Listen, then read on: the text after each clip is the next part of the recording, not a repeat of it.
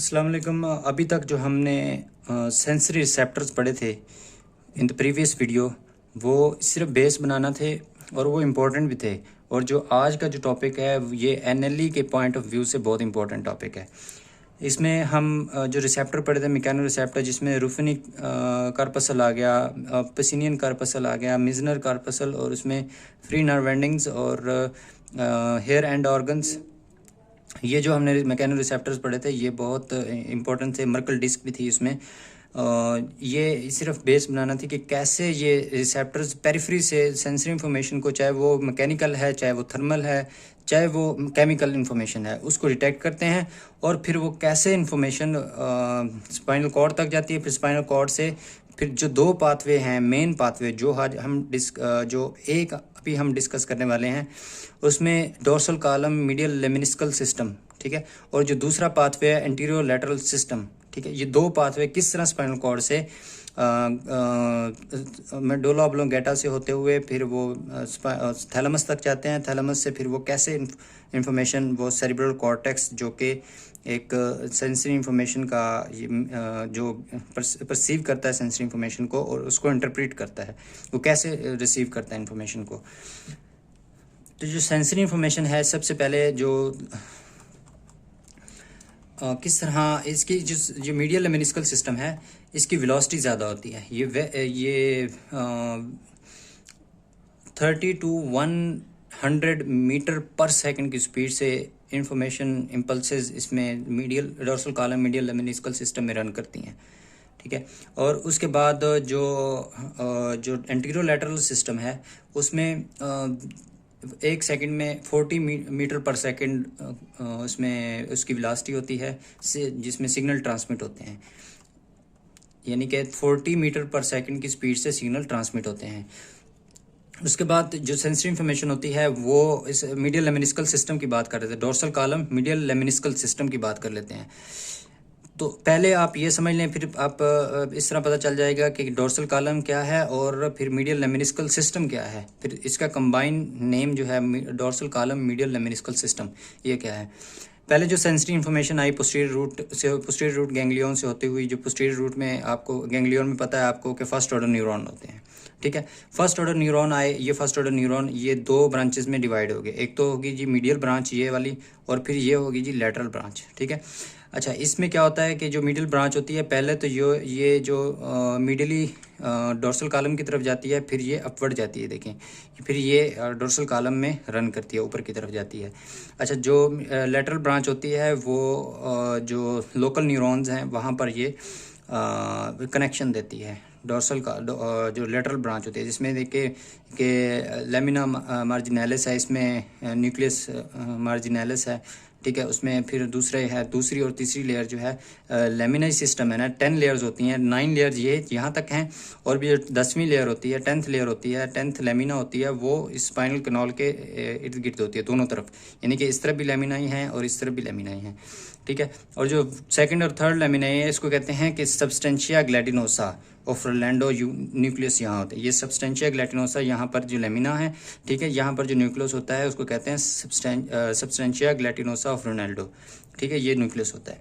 अब ये जो फाइबर्स हैं ये यहाँ तक आए, और कुछ फाइबर्स यहाँ लोकली भी यहाँ पर कनेक्शंस देंगे, ठीक है, लोकल न्यूरॉन को। और फिर कुछ जो होते हैं वो कुछ यहाँ से न्यूरॉन्स निकलते हैं, वो डोर्सल या फिर वेंट्रल स्पाइनोसेरिब्रल ट्रैक बनाते हैं, ठीक है। तो ये तो था कि किस तरह लोकल न्यूरॉन्स को ये कनेक्शन देते हैं। फिर ये डोर्सल कॉलम है, ये यहीं से डोर्सल कॉलम से जो फाइबर्स होते हैं ये ऊपर की तरफ रन करते हैं, यानी कि टुवर्ड्स द मेडुला ऑब्लोंगेटा। फिर ये मेडुला ऑब्लोंगेटा के डोर्सल जो पार्ट होता है, जिस तरह के स्पाइनल कॉर्ड का डोर्सल पार्ट है, इसी तरह डोर्सल पार्ट जो मेडुला ऑब्लोंगेटा का होता है, डोर्सल ऑफ द मेडुला, ये फाइबर्स एज सच वहाँ तक जाते हैं। ये इस डायग्राम में हम देख लेते हैं। फिर जो डोर्सल कॉलम जो डोर्सल मेडुला होता है, वहाँ पर जाकर ये क्या करते हैं कि वहाँ पर जो न्यूक्लियाई होते हैं, जिसको कहते हैं जी डोर्सल कॉलम न्यूक्लियाई, जिसमें 2 न्यूक्लियाई होते हैं, एक कुनिएट न्यूक्लियाई और एक ग्रेसाइल न्यूक्लियाई, कुनिएट और ग्लेसाइल न्यूक्लियाई, जो 2 न्यूक्लियाई होते हैं। ये देखें कि ये तो है डायग्राम के dorsal root and spinal ganglion, ठीक है। फिर इसमें क्या हुआ कि सेंसरी इन्फॉर्मेशन आई और फिर जो असेंडिंग ब्रांचेस जो हैं डोर्सल रूट की, वो फाइबर से वो क्या करते हैं कि लोअर मेडुला ऑब्लिंगेटा की जो डोर्सल न्यूक्लियाई हैं, जिसमें कि एक ग्रेसाइल न्यूक्लियाई है और एक कुनिएट न्यूक्लियस, ग्रेसाइल न्यूक्लियस है और कुनिएट न्यूक्लियस है। फिर वहाँ से इन्फॉर्मेशन क्या जाएगी, वहीं से इन्फॉर्मेशन वहीं से फिर सेकंड ऑर्डर न्यूरॉन शुरू हो जाएंगे। बेसिकली होता तो ये है कि फर्स्ट ऑर्डर न्यूरॉन जो होते हैं वो पोस्टीरियर रूट गैंग्लियन से वो स्पाइनल कॉर्ड तक जाते हैं, ठीक है, वहाँ तक वो टर्मिनेट हो जाते हैं first order neurons. Second order neurons फिर वहीं से शुरू हो जाता है, स्पाइनल कॉर्ड के जो ग्रे मैटर होता है, पोस्टीरियर ग्रे हॉर्न, वहीं से सेकंड न्यूरॉन जो हैं वो यूजुअली शुरू हो जाते हैं। लेकिन ये जो मीडियल ये जो डोर्सल कॉलम में जो न्यूरॉन चले जाते हैं वो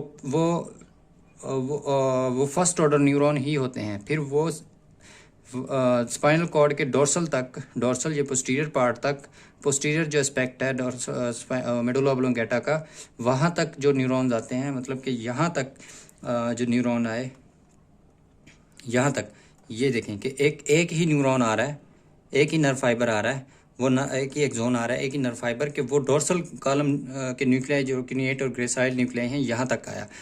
फिर यहाँ से फिर सेकंड ऑर्डर न्यूरॉन शुरू होते हैं।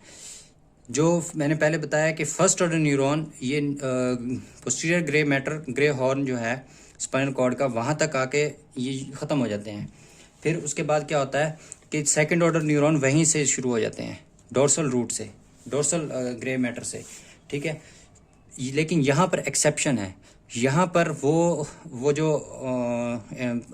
जो फर्स्ट ऑर्डर न्यूरॉन था, वो जो पोस्टीरियर रूट गैंग्लियन से आया था, वो वहाँ पर ख़त्म नहीं होगा।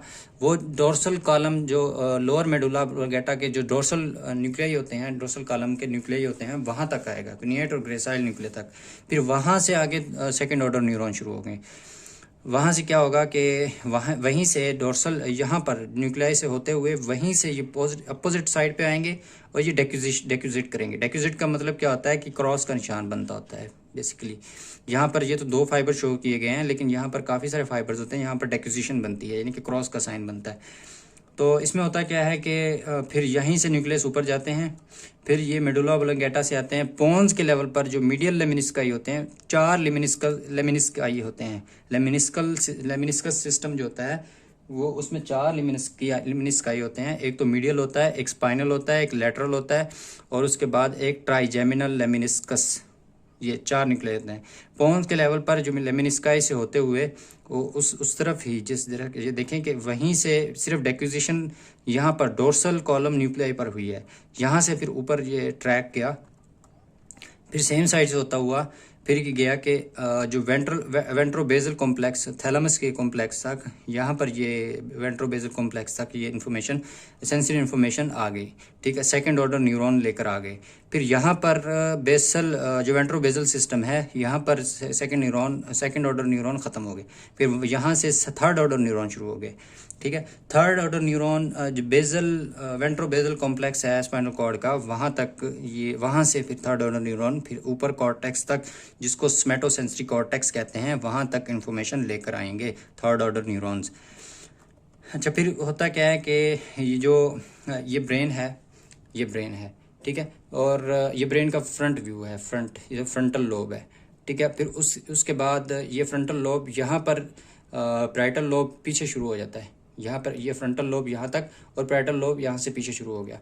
अब जो पैराइटल लोब है, यहाँ के जो पोस्टीरियर गायरस है, ये central, suppose this is a central fissure, ठीक है, सेंट्रल फिशर है। फिर उसके बाद पोस्टीरियर गायरस शुरू हो जाता है, पोस्ट सेंट्रल गायरस शुरू हो जाता है। पोस्ट सेंट्रल गायरस जो होता है ये यहाँ पर तो फ्रंटल लोब खत्म हो गया, फिर पैराइटल लोब शुरू होता है।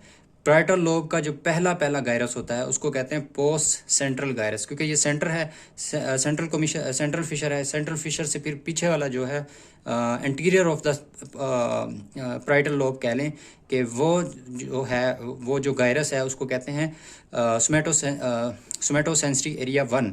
फिर उसके पीछे जो गायरस है, फिर उसके पीछे एक ये देखें कि ये पोस्ट सेंट्रल सल्कस आ गया यहाँ पर। फिर ये जो मेरी जो उंगली है, ये जो फिंगर है, इंडेक्स फिंगर है, इसमें ये शो कर रही है कि ये दूसरा गायरस शुरू हो गया है। पोस्ट सेंट्रल गायरस के पीछे जो गायरस है, यानी पैरेटल लोब का दूसरा गायरस है एंटीरियर पार्ट में, वो शुरू हो गया। उसमें क्या है कि ये इसको कहते हैं स्मेटोसेंसरी एरिया 2। ये देखें, ये वाला जो एरिया है, इसको कहते हैं कि सेंट्रल फिशर है। अब ये जो स्मेटोसेंसरी एरिया 1 है और स्मेटोसेंसरी एरिया 2 है। स्मेटोसेंसरी एरिया बहुत इंपॉर्टेंट होता है as compared to the somatosensory area 2, because most of the information from the body, from the periphery of the body terminate in this part. Second third order neurons लेकर आते हैं thalamus के वेंट्रोबेजल complex से information को यहाँ स्मेटोसेंसरी area 1 तक। ठीक है, बहुत सारी इंफॉर्मेशन यहाँ तक आती है, ये बहुत इंपॉर्टेंट है। फिर जो सेंट्रल फिशर होता है, उसके जो पैरेटल लोब होता है, पैरेटल लोब के जो फ्रंट वाला जो, यानी posterior of the parietal lobe कह लें, उसमें प्राइमरी मोटर कॉर्टेक्स होता है। ठीक है, ये क्या करता है, ये बहुत इंपॉर्टेंट है। प्राइमरी मोटर कॉर्टेक्स ये एनएलई में बाकायदा मोटर कॉर्टेक्स के नाम से एक टॉपिक दिया गया है, उसमें बहुत इंपॉर्टेंट, मतलब कि एनएलई के सिलेबस में भी इसको मेंशन किया गया है। अच्छा, तो मोटर कॉर्टेक्स क्या करता है कि बॉडी की पोजीशन को और मसल की कॉन्ट्रैक्शन को, ठीक है, मूवमेंट को, हमारी बॉडी की मूवमेंट और मसल की कॉन्ट्रैक्शन को ये प्राइमरी मोटर कॉर्टेक्स कंट्रोल करता है। इसमें क्या होता है कि जो इन्फॉर्मेशन ऊपर से, ये देखें कि जो इन्फॉर्मेशन थर्ड ऑर्डर न्यूरॉन ये वेंट्रोबेजल कॉम्प्लेक्स से ऊपर लेकर आए थे, वो एक्चुअली ये जो कॉर्टेक्स लिखा हुआ है, ये एक्चुअली यहाँ पर इन्फॉर्मेशन लेकर आए थे। ठीक है, यहाँ पर इंफॉर्मेशन है। फिर जो स्मेटोसेंसरी एरिया 1 होता है, ये इन्फॉर्मेशन, थोड़ी सी इन्फॉर्मेशन इस एरिया को देता है, स्मेटोसेंसरी एरिया 2 को देता है, और फिर काफ़ी ज़्यादा इन्फॉर्मेशन देता है प्राइमरी मोटर कॉर्टेक्स को। फिर मोटर कॉर्टेक्स यहाँ पर परसेप्शन होती है। ठीक है, यहाँ पर मतलब कि जो इन्फॉर्मेशन होगी यहाँ पर परसीव होगी, ये एरिया परसीव करेगा उस इन्फॉर्मेशन को, फिर इंटरप्रेट करेगा उसको, मीन टू से कि प्रोसेस करेगा उस इन्फॉर्मेशन को। फिर ये इन्फॉर्मेशन यहाँ से फोर्थ ऑर्डर न्यूरॉन्स, ठीक है, प्राइमरी मोटर कॉर्टेक्स तक भी इंफॉर्मेशन भेजते हैं। यानी कि ये जो सेंसरी एरिया है ये वाला, ठीक है, पोस्ट सेंट्रल गायरस जो है, ये सेंसरी एरिया, ये इसको प्राइमरी मोटर कॉर्टेक्स को ये इन्फॉर्म्ड रखता है सेंसरी इंफॉर्मेशन के मतलब। जो भी सेंसरी इंफॉर्मेशन होगी वो प्राइमरी मोटर कॉर्टेक्स में आएगी। उसमें हम देख लेते हैं कि ये तो था कि एक लेटरल व्यू है, लेटरल व्यू एक साइड का, यानी कि एक सेरेब्रल हेमिस्फीयर का लेटरल व्यू है। अब हम फ्रंट व्यू देख लेते हैं कि फ्रंट व्यू कैसे होता है इसका। ये है फ्रंट व्यू। इसमें जो 6 लेयर्स होती हैं सेरेब्रल कॉर्टेक्स की, जो सेरेब्रल कॉर्टेक्स, या फिर कह लें कि ये जो एरिया जो हमने स्मेटोसेंसरी एरिया पढ़ा, स्मेटोसेंसरी एरिया, इसमें उसकी 6 लेयर्स होती हैं। यानी कि सेरेब्रल कॉर्टेक्स की भी अब बात करें, उसकी 6 लेयर्स होंगी। उसमें पहली लेयर जो है ये तो थी कि मॉलिक्यूलर लेयर है, ठीक है, और दूसरी जो है एक्सटर्नल ग्रैन्युलर लेयर है, ये दूसरी। और फिर तीसरी जो लेयर है ये स्मॉल सेल्स होते हैं, इसमें पिरामिडल सेल्स होते हैं, ठीक है, इसमें कह लें कि layer of small pyramidal cells. फिर जो तीसरी लेयर है इसमें है कि ये तीसरी लेयर में दूसरी लेयर में इंटरनल ग्रैनुलर लेयर आएगी। पहली लेयर को कहते हैं कि मॉलिक्यूलर लेयर, दूसरी को इंटरनल ग्रैनुलर लेयर, तीसरी को small layer of pyramidal cell, चौथी को कहते हैं कि इंटरनल ग्रैनुलर लेयर, और पांचवी को लार्ज पिरामिडल सेल्स, और छठी लेयर को कहते हैं कि ये फ्यूजिफॉर्म सेल लेयर है, ठीक है, लेयर ऑफ फ्यूजिफॉर्म या पॉलीमॉर्फिक सेल्स। अच्छा, ये जो था ये फ्रंट व्यू है इसका। उसमें एक स्पेसिफिक पॉइंट है, लोकलाइजेशन है, स्पेसिफिक पॉइंट है सेरेब्रल कॉर्टेक्स के जो स्मेटोसेंसरी एरिया 1 है, उसमें स्पेसिफिक पॉइंट होते हैं जहाँ पर स्पेसिफिक बॉडी के स्पेसिफिक पार्ट की इंफॉर्मेशन कलेक्ट होती है। यानी कि इंट्रा एब्डोमिनल है, फिर उसके ऊपर फेरिंग्स है, टंग है, टिथ है, ठीक है, गम और जा है, फिर अपर लोअर लिप है, फिर इस तरह से देखें कि सारी। अब ये जो एरिया है टो, फुट, लेग, ये मिडिल है, मीडियल पार्ट की तरह, यानी कि medial of the cerebral cortex है, और ये lateral of the cerebral cortex है, लेटरल ऑफ द ब्रेन है, ठीक है। अब ये जो जितनी लेंथ यहाँ पे शो की गई है, इसका मतलब ये भी है कि ये लेंथ, जितने एरिया की ये लेंथ है, ये directly proportional to the receptors present in the periphery from where the information is being collected in this area. For example, this is the tongue area, and this area is wider than the teeth, gum and jaw area. Okay, and the width, the increased width, the more width of this area is this is showing that this is directly proportional to the receptors present in the periphery of the in the tongue, receptors present in the tongue from where the information is being collected in this area. Okay. और उसके बाद layers के बारे में हम पढ़ लिया कि जो भी इंफॉर्मेशन होती है, जो भी सेंसरी इंफॉर्मेशन पहले आती है जी फोर्थ लेयर में आती है। फोर्थ लेयर उसको कलेक्ट करती है सेंसरी इंफॉर्मेशन को, फिर वो इन्फॉर्मेशन ऊपर वाले लेयर्स की तरफ जाती है, और फिर नीचे वाले लेयर्स की तरफ आती है। अब जो इन्फॉर्मेशन आई थर्ड लेयर, सेकंड और थर्ड लेयर की तरफ आएगी, वो इन्फॉर्मेशन इसके स्पाइनल जो सेरिब्रल कॉर्टेक्स होगा उसके दूसरी तरफ, अपोजिट साइड की तरफ जाएगी, यानी कि वन सेरिब्रल कॉर्टेक्स की तरफ अगर आई है तो दूसरे सेरिब्रल कॉर्टेक्स की तरफ जाएगी, यानी कि सेरिब्रल हेमिस्फीयर की तरफ जाएगी। और वन की तरफ आई है तो टू की तरफ, सेकंड की तरफ जाएगी। कहाँ से होती हुई? कॉर्पस कैलोसम से होती हुई, वो यानी कि नीचे से होती हुई वो इन्फॉर्मेशन वो दूसरी तरफ जाएगी, दूसरे सेरिब्रल कॉर्टेक्स की, सेरिब्रल हेमिस्फीयर की तरफ जाएगी। अब जो इन्फॉर्मेशन फोर्थ और फिफ्थ और सिक्स्थ लेयर की तरफ आएगी, फिफ्थ की तरफ आएगी, तो वो इन्फॉर्मेशन यानी कि वो फिर फाइबर्स अपने प्रोजेक्ट करेगा, यानी कि फाइबर्स वहाँ से, एक्सोन वहाँ से निकलेंगे, और वो एक्सोन कहाँ तक जाएंगे? पांचवी लेयर से होते हुए वो एक्सोन जाएंगे बेसल गैंग्लिया तक जाएंगे, ब्रेन स्टेम तक जाएंगे, और उसके बाद वो जाएंगे स्पाइनल कॉर्ड की तरफ जो जाएंगे, ठीक है। वहाँ पर सिग्नल ट्रांसमिशन में ये इम्पोर्टेंट रोल प्ले करते हैं। और फिर जो सिक्स्थ लेयर है, सिक्स्थ लेयर भी ये थैलेमस तक जाती है, यानी कि सिक्स्थ लेयर से जो फाइबर्स होते हैं ये थैलेमस तक जाते हैं।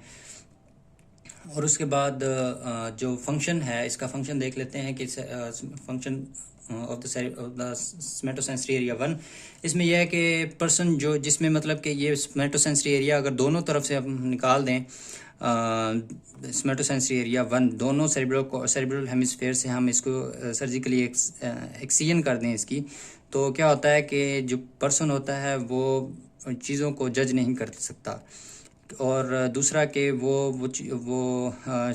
जो प्रेशर होता है उसको भी जज नहीं कर सकता कि प्रेशर कितना है, ठीक है, बॉडी के अगेंस्ट प्रेशर कितना है। फिर वो वेट को भी जज नहीं कर सकता कि किसी ऑब्जेक्ट का कितना वेट है। फिर किसी जो बॉडी होती है, कोई भी बॉडी होती है, कोई भी ऑब्जेक्ट होता है, आंखें बंद कर उस बॉडी के जो फॉर्म होती है या शेप होती है उसको जज नहीं कर सकता। इसको कहते हैं एस्ट्रियोग्नोसिस, इसको कहते हैं एस्ट्रियोग्नोसिस। ये देखें, ये टर्म एस्ट्रियोग्नोसिस इसके लिए यूज़ होती है।